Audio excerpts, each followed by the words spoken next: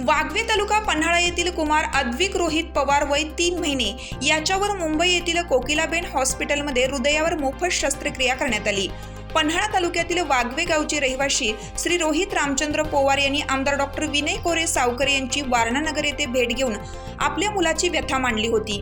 त्यानंतर मुंबई येथील कोकिलाबेन हॉस्पिटलमध्ये कुमार अद्विकच्या हृदयावर 4 वेळा शस्त्रक्रिया करण्यात आली।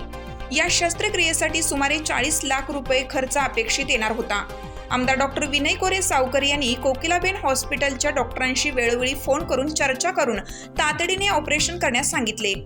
आज वारणानगर येथे जनसंपर्क कार्यालयात श्री रोहित रामचंद्र पवार यांनी आमदार डॉक्टर विनय कोरे सावकर यांची भेट घेतली।